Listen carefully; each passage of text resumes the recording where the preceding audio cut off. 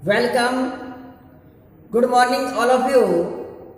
Today we are going to start class 10th subject SST Geography part NCERT CBSE base chapter number 7 Lifelines of National Economy part number 6. Chapter number 7 Lifelines of National Economy part number 6.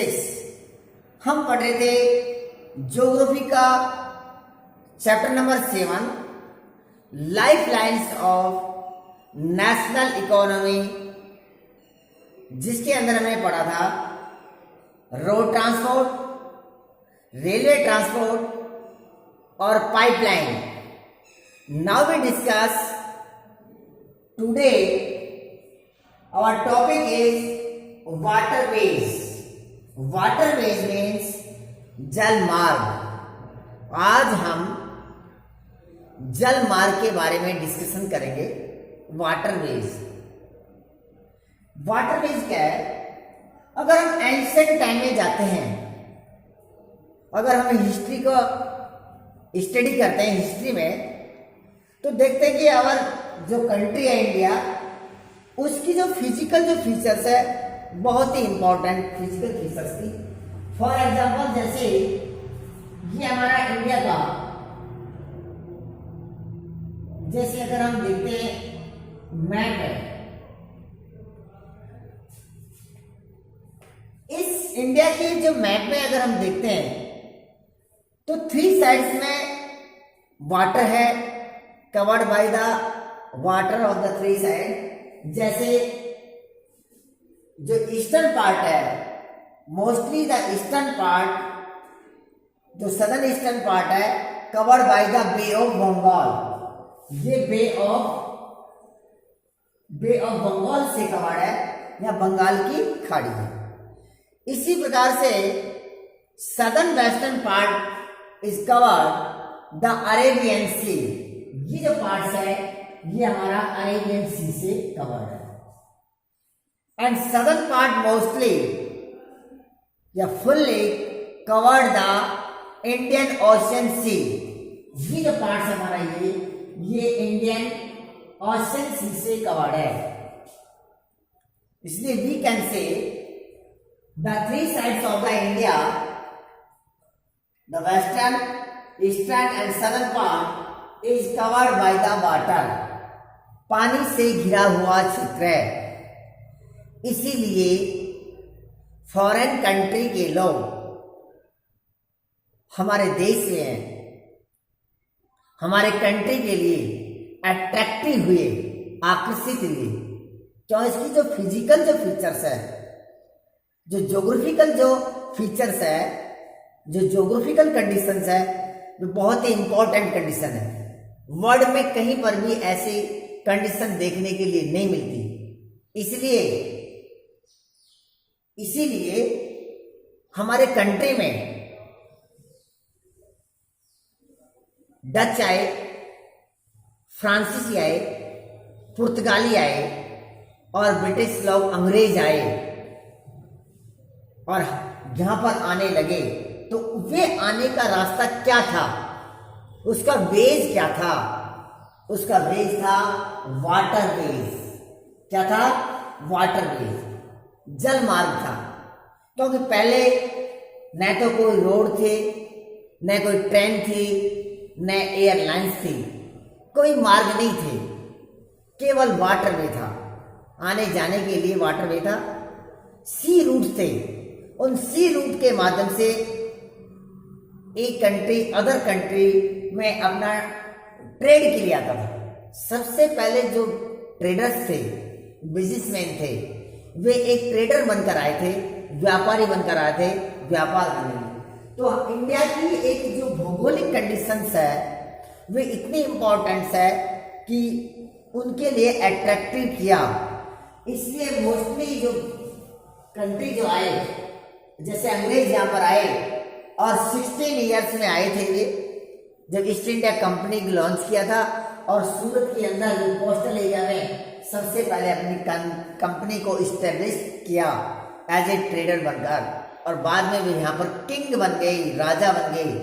लेकिन हमारे India के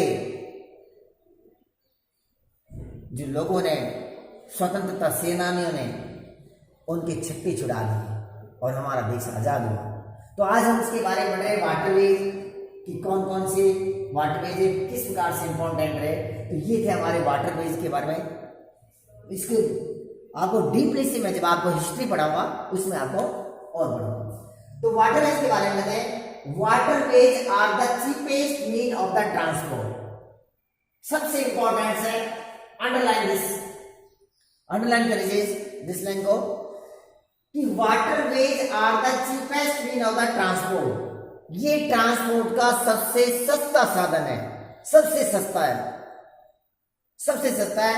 road से भी, train से भी, railway line से भी, और एयरलाइंस तो सबसे महंगा है। तो सबसे ज्यादा चीपेस्ट ट्रांसपोर्ट है। नेक्स्ट क्या हो, दूसरी इसकी नेक्स्ट क्या फीचर है उसकी? सबसे पहले फर्स्ट हो गया कि सबसे सस्ता है। Next, it is fuel efficient, environment friendly, suitable for carrying heavy and bulky goods. दूसरा ये भी है कि वाटरवे के माध्यम से कोई पोल्यूशन नहीं होता, कोई पोल्यूशन क्रिएट नहीं होता है कि हमारे इन्वायरमेंट को पोल्यूटेड किया हुआ। जैसे रोड के ऊपर चलने वाले ऑटोमोबाइल्स हैं, उससे डीजल पेट्रोल जलता है तो कार्बन मोनोऑक्साइड निकलेगा, एयर लाइन्स चलती है उसमें भी जो स्मोक निकलती है उससे भी। लेकिन इसमें ऐसा नहीं है, ये आपका फ्यूल एफिशिएंसी इन्वायरमेंटल फ्रेंडली है। ये पर्यावरण का एक तरह से दोस्त है, पर्यावरण से दुश्मनी नहीं करता है, एनिमी नहीं करता है। ये बिल्कुल आपका इन्वायरमेंट के अनुकूल है, पर्यावरण को प्रदूषित नहीं करता है। साथ में इसमें हैवी और बुल्की गुड्स को एक्सपोर्टिंग इंपोर्टिंग इजीली से हो जाता है। भारी सामान और हल्के सामान को आसानी से one place to other place में हम इसको ले जा सकते हैं। ये इसकी फीचर्स है, इंपॉर्टेंस। नेक्स्ट है इनलैंड वाटरवेज।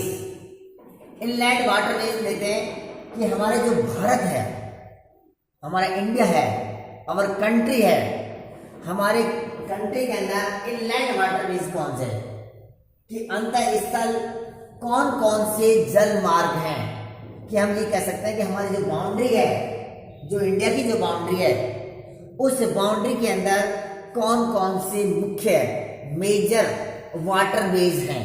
वाटरवेज है अंतःस्थलीय जलमार्ग कह सकते हैं जिसको हम अंतःस्थलीय जलमार्ग। जैसे इंडिया है the inland navigation waterways of about 14,500 kilometer in length, out of which 5,685 kilometer are navigable by the machinery boats। हमारा जो इंडिया का इतना जो एक बड़ा विस्तार है, वोस्ट एरियाज है, वोस्ट एरिया बड़ा क्षेत्र है, उसमें कितना क्षेत्र? नौगम्य क्षेत्र है, नौगम्य क्षेत्र है।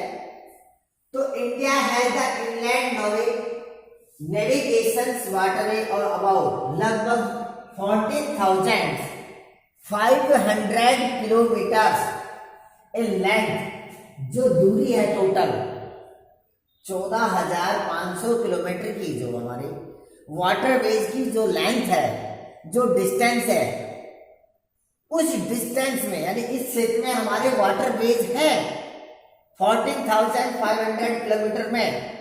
लेकिन उसमें मशीनरी के द्वारा कितना एरिया कवर्ड किया गया है।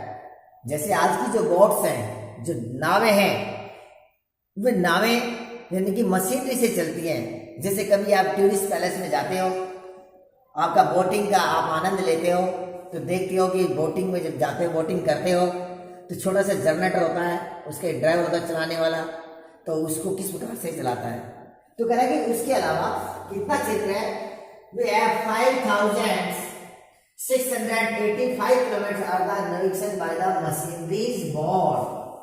ये मशीनीकृत बोट है जो आपके 14,500 किलोमीटर जो पूरा वाटरवे का रास्ता है वेज है, उसमें से 5,685 जो किलोमीटर है वे मशीनीकृत बोट है, यानी यहाँ पर मशीनों के द्वारा बोट को यानी कि चलाई जाती है। Clear? Next, the waterways declare as national waterways are given in the table below.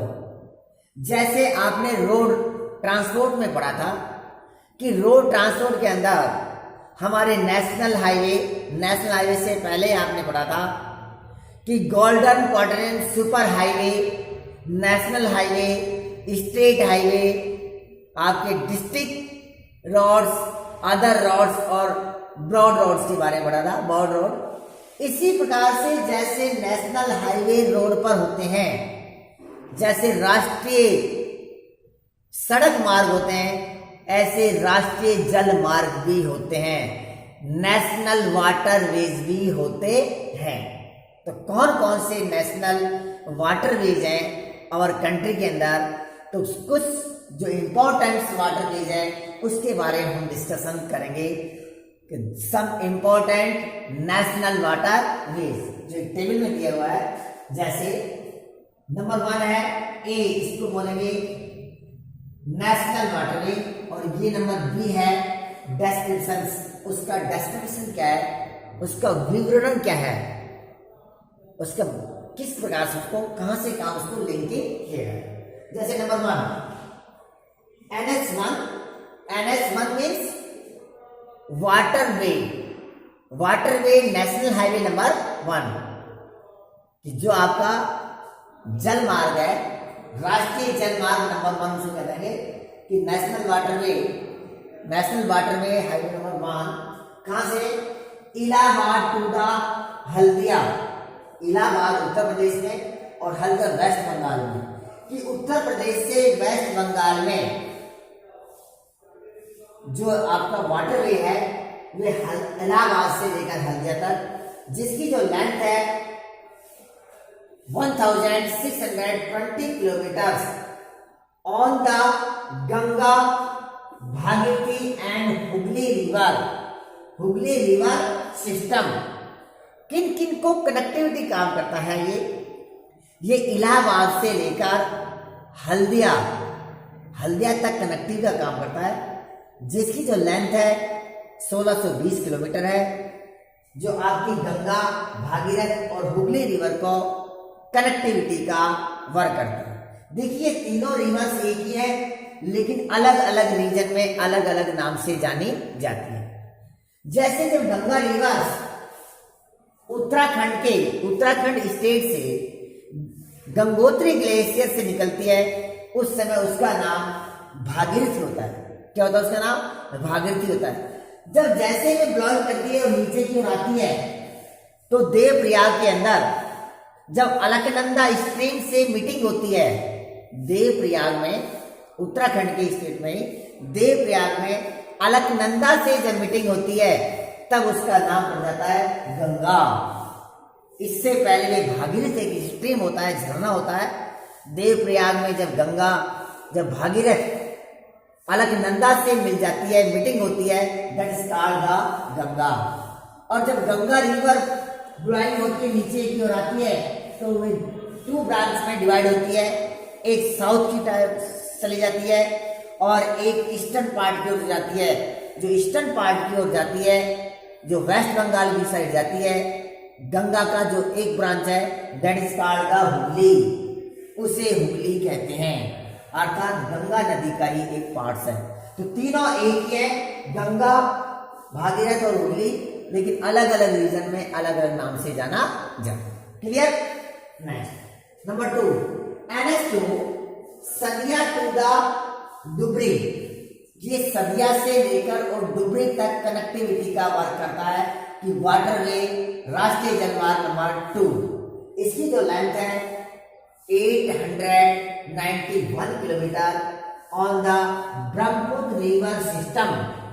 जो ब्रह्मपुत्र रिवर सिस्टम है, जो ब्रह्मपुत्र जो नदी है हमारी, वे ब्रह्मपुत्र रिवर जो बहने वाली इस प्रकार से, उसके ऊपर हमारा वाटर नेशनल हाईवे नंबर 2 है। क्लियर? सदिया 2 आपका डुबरी। नेक्स्ट है national waterway number 3 west coast. जो हमारा वेस्ट कोस्ट है, ये वेस्ट कोस्ट भी पश्चिमी west coast canal in Kerala. Kerala 205 kilometre. National waterway number 3, उसकी जो डिस्टेंस है, उसकी जो लेंथ है, वो 205 किलोमीटर है, 205 किलोमीटर है। और western coast canal in Kerala, जो केरला जो स्टेट है हमारा, उसके से कनेक्टिविटी का work.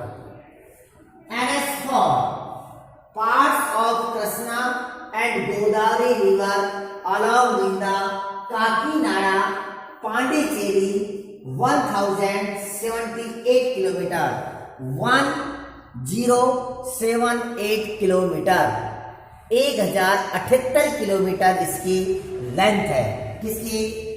National waterway number 4। National waterway number 4 parts of the Krishna और गोदावरी रिवर। देखो, जो कृष्णा और जो गोदावरी रिवर है, mostly blowing in the southern parts of the India.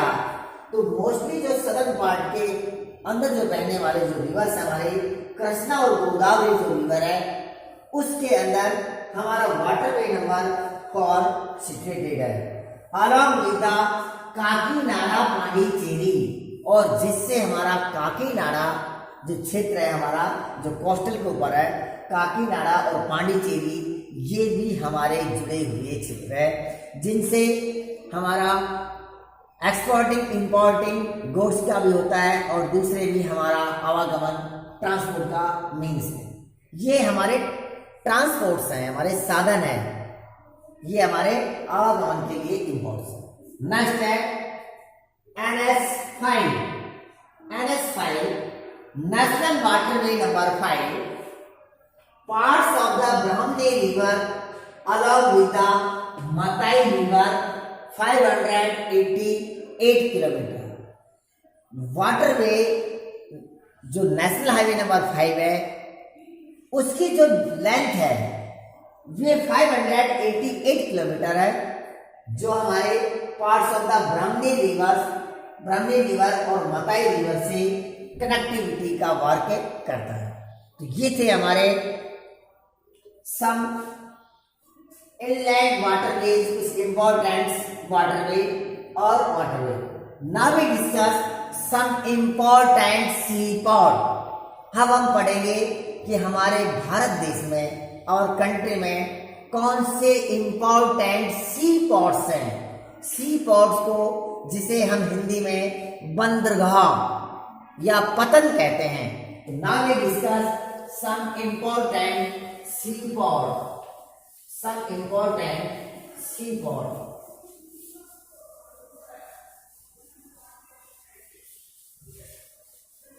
some important seaport। ये seaports important है क्योंकि जो our India has the important coastal areas, coastal boundary। हमारे भारत देश की जो कोस्टल जो बाउंड्री है, जो इम्पोर्टेंट बाउंड्री है, फॉर एग्जाम्पल जैसे देखते हैं 7516.6 किलोमीटर, 7516.6 किलोमीटर जो भारत देश की एक कोस्टल लाइन है, और उस कोस्टल लाइन से ही हमारे सी पोर्ट्स इनकी बने हुए हैं, इसलिए ये इम्पोर्टेंस है। India has the covered by the 3 sides of the water. Bharat जो देश है ये 3 ओर से पानी से घिरा हुआ है, इसलिए उसकी जो सी पोर्ट्स है वे इम्पोर्टेंट सी पोर्ट्स है। अब देखते हैं कि नेशनल वाटरवे के बाद में कि हमारे जो भारत देश की, इंडिया की जो फिजिकल फीचर्स है, जो एक भौगोलिक कंडीशन बहुत ही अच्छी है इंडिया की, तो उसके अंदर कौन कौन से मेजर सी पोर्ट्स हैं। सी पोर्ट कौन कौन से? तो now we discuss the major sea ports. हमारे इंडिया की जो कोस्टल जो लाइन है, जो कोस्टल लाइन बहुत ही इंपॉर्टेंट कोस्टल लाइन है, लगभग 7,516.6 किलोमीटर ये हमारी कोस्टल लाइन है। ये समुद्र तटीय दूरी है। इतनी अच्छी समुद्र तटीय स्थिति होने के कारण अदर कंट्री की बजाय इंडिया का जो कोस्टल लाइन बहुत ही इंपॉर्टेंट है। इसीलिए फॉरेन कंट्री के लोग यहाँ पर अट्रैक्टिव हुए ट्रेड्स के लिए, क्योंकि ये कंडीशन यहाँ की बहुत अच्छी है। तो देखते हैं और कौन कौन सी फीचर्स है इसके बारे में। The countries 95 foreign trade is more by the see that the constitute 68% in the terms of the value. देखिए हमारे इंडिया का जो 95% जो ट्रेड है, जो 95 जो ट्रेड है ये सी रूट के माध्यम से किया जाता है, जिसमें constitutional 68 is the terms value है इसकी। तो कितना इंपॉर्टेंट है सी रोड, क्योंकि ये सबसे सस्ता है और इन्वायरमेंटली फ्रेंडली है, इसमें कोई पॉल्यूशन भी होता है, इसलिए ये 95 फॉरेन ट्रेड्स विदेशी व्यापार इसके माध्यम से किया जाता है। नेक्स्ट है with a long coastal line of about 7,516.6 kilometre. जो इंडिया की जो कोस्टल लाइन है, जो हमारे भारत देश की जो एक बाउंड्री जो है, जो कोस्टल लाइन्स है, जैसे इमेज में भी मान लेंगे, तो ये जो कोस्टल लाइन्स है ये गुजरात से लेकर और जो वेस्ट बंगाल है, ये जो कोस्टल लाइन्स है ये 7,516.6 किलोमीटर है, जो इंपॉर्टेंस है, जिसके ऊपर ये हमारे इस क्षेत्र में ही हमारे सी पोर्ट्स बने हुए हैं, जो वाटरवेज का एक मीडिएटर्स है। तो with a long coastal lines of about 7,516.6 kilometre the coastal lines.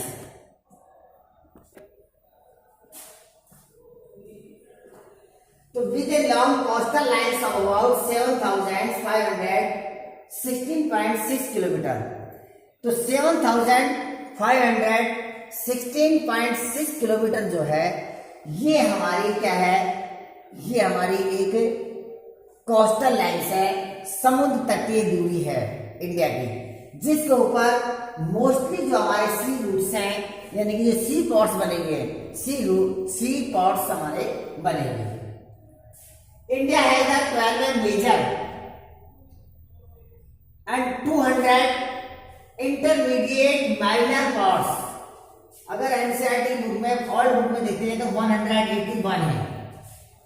तो अगर हमारे भारत देश के अंदर हम देखते हैं, इंडिया के अंदर, तो मोस्टली 12 मेजर 12 हमारे प्रमुख सी रूट्स हैं और उसके बाद लगभग 200 इंटरमीडिएट यानी मध्यम और छोटे सी पोर्ट्स बने हुए हैं।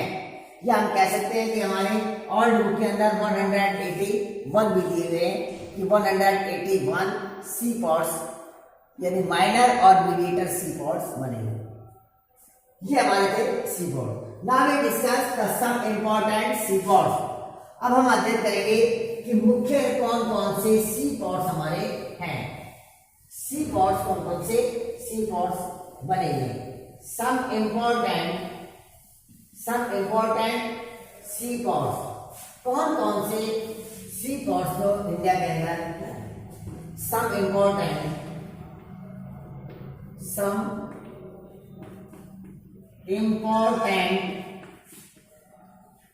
सी पोर्ट। देखते हैं सम इंपॉर्टेंट सी पोर्ट्स कौन कौन से सी पोर्ट्स हैं। There are some important seaports in our country such as the Kandla, Mumbai, Marmagao, New Mangalore, Kochi, Tuticorin, Chennai, Visakhapatnam, Paradip, Kolkata और हल्दिया। ये सी पोर्ट्स हमारे कुछ इंपॉर्टेंट सी पोर्ट्स हैं हमारे इंडिया के। मोस्टली मैं आपको बताऊंगी जो हमारे सी पोर्ट्स हैं, थ्योरेटिकल की बजाय आपको मैप स्किल का क्वेश्चन इसमें पुट अप होता है। इसमें सीबीएसई एग्जाम में जब एग्जाम में आपके मैप स्किल क्वेश्चन आता है तो मैप फिलिंग के लिए आपको बोला जाता है कि कौन सा आपका सी पोर्ट कहां पर सिचुएटेड है, तो उसको आपको ध्यान में रखना है। तो मैप की दृष्टि से ये इंपॉर्टेंट है। जैसे कांडला, कांडला एक इंपॉर्टेंट सी पोर्ट है जो गुजरात के अंदर है। मुंबई आपको बताया कि मुंबई है जैसे महाराष्ट्र में, तो इस प्रकार से हम इनका 1 बाय 1 का डिस्कशन करेंगे। तो देखते हैं, जैसे नंबर है कांडला। कांडला जो सी पोर्ट है वे gulf of the Kutch,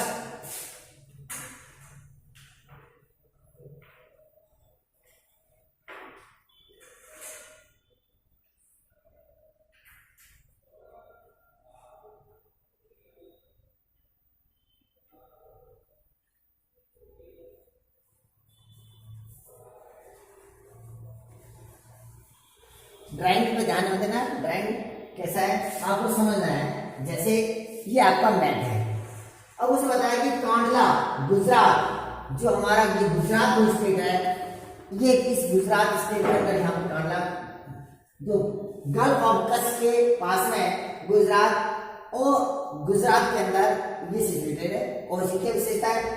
it is a tidal port. Tidal port means होता है ज्वारीय पतन, ज्वारीय बंदरगाह। जो आपका टाइडल्स आते हैं, जो ज्वार भाट आते हैं समुद्र में, तो कह रहा है कि it is a tidal port. ये टाइडल पोर्ट है, ज्वारीय पतन है, ज्वार भाटा से निर्मित बना हुआ एक टाइडल पोर्ट है। और drainage and industrial belts of the natural northern and the western India. ये जो आपका कांडला जो सी पोर्ट्स है, ये एक टाइडल पोर्ट्स है, एक इंडस्ट्रीज बेल्ट, जो इंडिया की जो इंडस्ट्रीज बेल्ट है। जैसे नॉर्थ में अगर हम देखते हैं कि जे एंड के मीन्स जम्मू एंड कश्मीर, हिमाचल प्रदेश, पंजाब, हरियाणा और वेस्टर्न पार्ट का जो राजस्थान है, इनको कनेक्टिविटी का वर्क करने वाला कौन सा है? कांडला सी पोर्ट्स है। साथ में इसका महत्व इसलिए भी है कि जब हमारा देश, our country is independent 15 August 1947, the India is divided in the 2 parts, one is the Pakistan and second is the India. तो जब हमारा भारत देश डिवाइडेशन हो गया 2 पार्ट्स के अंदर, तो एक पाकिस्तान के अंदर एक इंडिया बढ़ गया on the behalf of the religions, धर्म के आधार पर बढ़ गया। जो कोचीन बंदरगाह है, जो आपका जो उसके अंदर पाकिस्तान के अंदर चला गया था, जो आपका पाकिस्तान के अंदर चला जाने के बाद में, जिससे मोस्टली जो वर्क है पाकिस्तान के अंदर उससे ट्रेड्स होने लगा, इसलिए इसको स्वतंत्रता के बाद में कांडला सी पोर्ट को हमें क्या करना पड़ा? उसको डेवलपमेंट करना पड़ा कराची के बाद में। It is the tidal ports of the drainage and industries belt of the north, ठीक है ना। मुंबई जो पोर्ट्स है आपका, ये महाराष्ट्र में, कहां पर है? ये महाराष्ट्र के अंदर है। Biggest port in India with the natural herbal. देखिए मुंबई जो पोर्ट्स है, मुंबई सी पोर्ट्स है, वे एक इंपॉर्टेंट सी पोर्ट है। मुंबई जो पोर्ट्स है एक इंपॉर्टेंट सी पोर्ट्स है, महाराष्ट्र के अंदर है। Biggest port of the India, Bharat का सबसे बड़ा सी पोर्ट्स है। Biggest port India with natural herbal, और कैसा है? एक प्राकृतिक पतन है, प्राकृतिक बंदरगाह है। Natural herbal JLN Jawaharlal Nehru, जो हमारे जो फॉर्मर और फर्स्ट प्राइम मिनिस्टर, जो हमारे थे प्रथम प्रधानमंत्री थे पंडित जवाहरलाल नेहरू, उसके नाम के ऊपर एक सी पोर्ट्स बनाया गया, तो उसका नाम है JL या Jawaharlal Nehru sea ports. Jawaharlal Nehru shortly हमने बोल दिया इसको JL Nehru ports, development near by the easy of the decongestions in Mumbai port.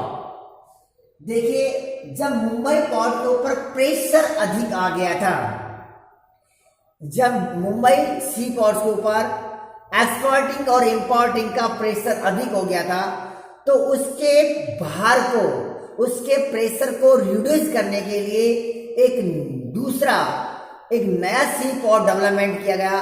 उसको ही हम जवाहरलाल नेहरू सी पोर्ट के नाम से जाना जाता है। उसको डेवलपमेंट किया, क्यों किया गया? क्योंकि मुंबई सी पोर्ट्स के ऊपर प्रेशर अधिक हो रहा था, वर्कलोड अधिक बढ़ रहा था। उस वर्कलोड को रिड्यूस करने के लिए, कम करने के लिए जवाहरलाल नेहरू सी पोर्ट का डेवलपमेंट किया गया। मार्गो गोवा, जो गोवा और गोवा की जो कैपिटल है पणजी, उसके लिए इंपॉर्टेंट है। किसके लिए? आयरन और एक्सपोर्टिंग पोर्ट। ये लौह एस्क के लिए इंपॉर्टेंट एक पोर्ट है। नेक्स्ट है new Mangalore sea port is situated in the Karnataka state. कौन सी स्टेट में ये कर्नाटक स्टेट में, कर्नाटका स्टेट, एक्सपोर्टिंग आयरन और फ्रॉम कुंद्रेमुख माइंस। जो कुंद्रेमुख माइन है, जो कर्नाटक के अंदर आयरन और की एक इंपॉर्टेंट माइनिंग है। आपको मिनरल्स वाले चैप्टर में आपने पढ़ा था, चैप्टर नंबर 5 में, जो इंपॉर्टेंट मिनरल्स है कि कौन कौन सी माइनिंग है, कौन कौन से मिनरल्स हैं। तो उसमें कह रहा है कि कर्नाटका एंड एक्सपोर्टिंग आयरन और फ्रॉम द कुंद्रेमुख माइंस। जो कुंद्रेमुख जो माइंस है स्टेट में, उसका एक्सपोर्टिंग इंपोर्टिंग के लिए न्यू बंगलोर जो आपका सी पोर्ट्स है, उसका यूज किया जाता है, ट्रांसपोर्ट के लिए उसका यूज किया जाता है। तो ये थे सब इंपॉर्टेंट सी पोर्ट। नेक्स्ट और देखते हैं कि और कौन कौन से हमारे सी पोर्ट्स हैं जो हमारे सी पोर्ट्स के बारे में अध्ययन करेंगे। नेक्स्ट सी पोर्ट्स कौन कौन से हैं हमारे, जिनको हम देखेंगे, जैसे तुतीकोरन, कोची, कोलकाता, ये हमारे सी पोर्ट्स और हमारे सी पोर्ट्स हैं जिनको हम डिस्कसली करेंगे। इंपॉर्टेंट सी पोर्ट, सम इंपॉर्टेंट सी पोर्ट्स में देखिए। नेक्स्ट जो हमारा सी पोर्ट्स है new Mangalore sea port. New Mangalore जो सी पोर्ट्स है हमारा, न्यू मंगलोर सी पोर्ट्स कर्नाटका। कौन सी स्टेट में है? ये जो न्यू मंगलोर सी पोर्ट्स है वे कर्नाटका स्टेट में, एक्सपोर्टिंग आयरन और फ्रॉम कुंद्रेमुख माइंस। देखिए, कुंद्रेमुख जो माइंस है वे एक इंपॉर्टेंट आपकी माइंस है आयरन और की। किसकी है? आयरन और की। जहां लौह एस्क, जो लौह एस्क है, जो कच्चा लोहा है, उसकी माइनिंग की जाती है। कहां पर? कुंद्रेमुख में।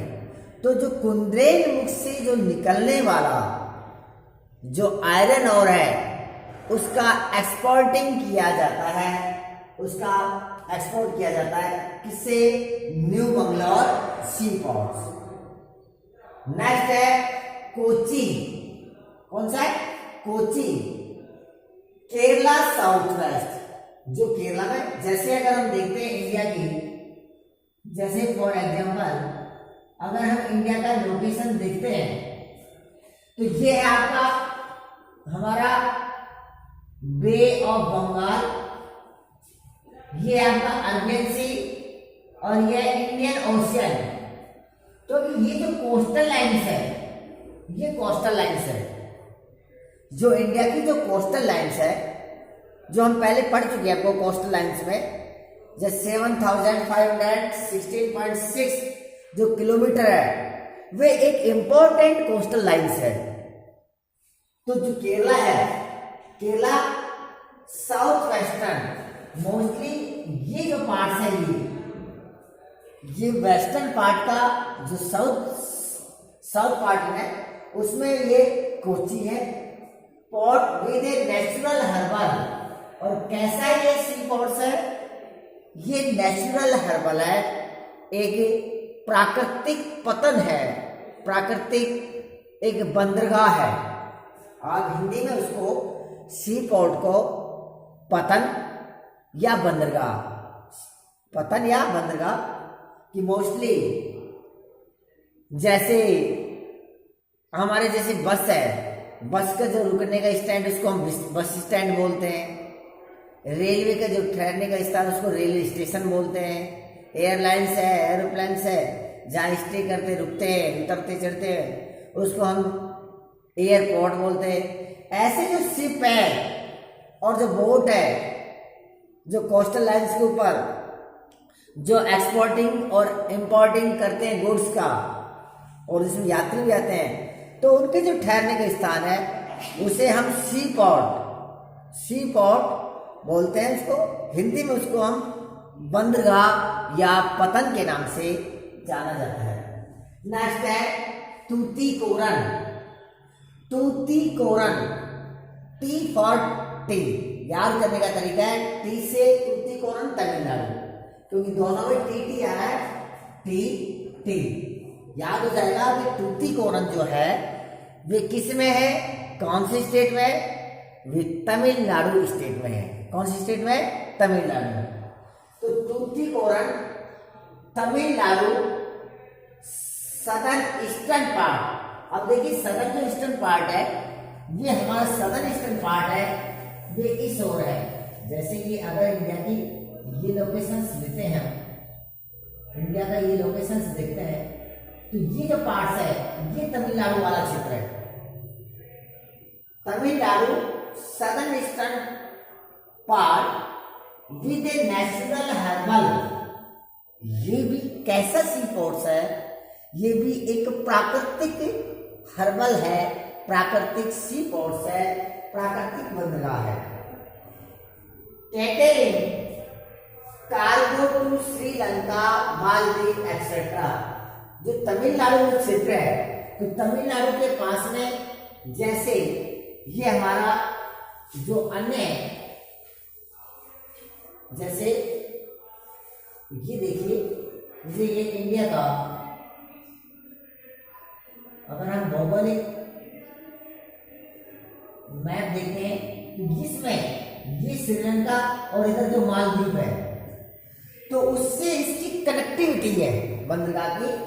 तो cargo to Sri Lanka and Maldives, Sri Lanka और जो मालदीव जो कंट्री है उससे हमारा तूतीकोरन जो सी पोर्ट है वे कनेक्टिविटी है, एडजस्टिंग है, उससे जुड़ा हुआ है कि उससे हमारे गुड्स और गुड्स के अलावा जो हमारे इंपॉर्टेंट वर्किंग है, ऑफिशियली वर्क समझिए, या हमारे जो रिलेशनशिप्स हैं या हमारे आने जाने का जो मार्ग है वे इस माध्यम से किया जाता है। तो कार्गो टू श्रीलंका मालदीव है, ये उसका आपका तूतीकोरन है। उसके बाद है चेन्नई। चेन्नई भी तमिलनाडु के अंदर है। आपके दोनों जो सी पोर्ट्स हैं तूतीकोरन और चेन्नई, ये दोनों तमिलनाडु स्टेट में। Tamil Nadu oldest artificial port, ranking next to the Mumbai in terms of cargo value and trade. देखिए ये जो आपका चेन्नई जो सी पोर्ट्स है ये भी तमिलनाडु में है। कौन सी स्टेट में है? तमिलनाडु स्टेट में है। चेन्नई। ओल्डेस्ट आर्टिफिशियल, ये सबसे पुराना है। ओल्डेस्ट देखिए सुपरलेटिव डिग्री है इसलिए ओल्डेस्ट, सबसे पुराना सी पोर्ट है और एक आर्टिफिशियल पोर्ट है। आर्टिफिशियल का होता है कृत्रिम, एक तो होता है नेचुरल। नेचुरल मीन्स प्राकृतिक, जो प्रकृति के द्वारा बना है, और आर्टिफिशियल जो ह्यूमन मेड बाई मशीनरी से या ह्यूमन ने जो अपनी एक्टिविटीज के माध्यम से उसको बनाया है, that is called the artificial port. तो आपका जो चेन्नई जो सी पोर्ट्स है वे एक आर्टिफिशियल सी पोर्ट्स है, आर्टिफिशियल सी पोर्ट्स है। Ranking next to the Mumbai in terms of the cargo value and trade, इनके माध्यम से जैसे मुंबई और अन्य क्षेत्र से ये कार्गो वैल्यू वाला क्षेत्र है जिससे व्यापार का कार्य किया जाता है। ट्रेड में व्यापार का कार्य ये किया जाता है। नेक्स्ट है विशाखापट्टनम। विशाखापट्टनम आंध्र प्रदेश, किसमें है? आंध्र प्रदेश में। Visakhapatnam sea port is situated in the Andhra Pradesh, deepest landlocked and well protected port for exporting iron ore। Visakhapatnam जो सी पोर्ट्स है वे डीपेस्ट लैंडलॉक है, सबसे गहरा और लैंडलॉक स्थलाकृति से घिरा हुआ है, उसके अंदर एक लॉक टाइप में लगा हुआ है, ये हम कह सकते हैं लैंडलॉक मींस स्थलाकृति से घिरा हुआ, और well protect two port for exporting iron के लिए सबसे अच्छा एक्सपोर्टिंग करने वाला एक सी पोर्ट है जिसको हम कह सकते हैं कि आयरन और की प्रोटेक्ट करता है, सुरक्षा करता है, सेफ्टी करता है, किसके लिए? आयरन और की। नेक्स्ट है पारादीप। नेक्स्ट सी पोर्ट है पारादीप। पारादीप कौन सी स्टेट में? Odisha. Odisha exporting of the iron और जो पारादीप सी पोर्ट्स है वे उड़ीसा स्टेट के अंदर है और जिससे आयरन और का एक्सपोर्टिंग किया जाता है।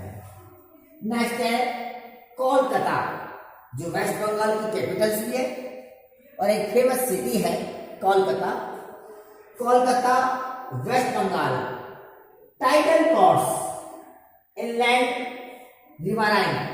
देखिए जैसे हमारा कांडला जो सी पोर्ट था, हमने कांडला सी पोर्ट पढ़ा था, तो कांडला सी पोर्ट जैसे टाइडल सी पोर्ट है, यानी ज्वारीय एक पतन है, सेम उसकी फीचर्स है हमारे कोलकाता सी पोर्ट्स की, कि Kolkata sea port also the tidal port, ये भी एक ज्वारीय सी पोर्ट्स है। वेस्ट बंगाल में inland riverine ports of the several hinterland of the Ganga Brahmaputra basin. Ganga और जो ब्रह्मपुत्र का जो बेसिन है, गंगा और जो ब्रह्मपुत्र रिवर का जो बेसिन है, उसको कनेक्टिविटी का वर्क जो काम करता है वे करता है हमारा Kolkata sea port. Inland rewind जो क्षेत्र है, यहाँ पर नौगम्य क्षेत्र है, नौगम्य क्षेत्र है, ये इसके इम्पोर्टेंट है। नेक्स्ट है हल्दिया। हल्दिया जो है, हल्दिया भी वेस्ट बंगाल के अंदर है। कौन से स्टेट में? वेस्ट बंगाल में। Develop to the release pressure from Kolkata port. देखिए कि जब कोलकाता सी पोर्ट्स के ऊपर प्रेशर अधिक हो गया, उसके ऊपर दबाव अधिक हुआ, किसका? गुड्स का, कि एक्सपोर्टिंग इंपोर्टिंग का ज्यादा भार हो गया, उसके ऊपर ज्यादा प्रेशर हो गया, तो उसके प्रेशर को रिड्यूस करने के लिए किसके? कोलकाता सी पोर्ट के, उसके कोलकाता सी पोर्ट के जो भार है उसको रिड्यूस करने के लिए एक अलग अदर सी पोर्ट को डेवलपमेंट किया, that is called the Haldia sea ports. Haldia sea port, ये हल्दिया सी पोर्ट वे सी पोर्ट्स है जो कलकत्ता सी पोर्ट्स के भार को कम करने के लिए दूसरा सी पोर्ट को डेवलपमेंट किया गया था, वही है आपका हल्दिया। ये भी आपका वेस्ट बंगाल में सिचुएटेड है। ये जो सभी हम आप सी पोर्ट्स का जो डिस्कशन कर रहे हैं, ये हमें थ्योरेटिकल रूप से पढ़ा है। मैं इसको आपको मैप स्किल के अंदर भी एक अलग वीडियो लॉन्च करूंगा, तो आपको मैप के माध्यम से भी आपको उसको बताऊंगा, उसमें समझाऊंगा आपको कि मैप को आपको विजुअली कर कि कौन सा सी पोर्ट कौन से प्लेस में सिचुएटेड है, कहां पर है, तो आपको और क्लियर इसको हो जाएगा और अच्छी तरह से समझ में आ जाएगा। मोस्टली जो ये सी पोर्ट्स हैं, जो वाटरवे वाला जो टॉपिक चल रहा है, जो मोस्टली हमारे जो सी पोर्ट्स हैं, ये सभी जो सी पोर्ट्स हैं, ये एग्जाम में मैप स्किल की दृष्टि से इंपॉर्टेंट है। वैसे भी हमारे जो जीके का पोर्शन है, जब आप कंपटीशन में बैठोगे तब भी आपको बेनिफिट होगा, इसमें फ्यूचर में काम आने वाले ये हैं, आपको लर्न करना अच्छी तरह से और उसको समझना है। तो मैप स्किल की जो आपकी दृष्टि है, उसकी दृष्टि से इंपॉर्टेंट है सी पोर्ट। तो आज की जो वीडियो में जो वाटरवे है, वाटरवे के अंदर हमने पढ़ा कि वाटरवे की फीचर्स, कि वाटरवे क्या है, कितना लंबा है, कितना आपका लेंथ है, उसमें कितने हमारे वाटरवेज के नेशनल हाईवेज हैं, जैसे रोड के नेशनल हाईवेज हैं, ऐसे वाटरवे के भी आपके रूट्स बने हुए हैं, उसके बारे में हमने अध्ययन किया।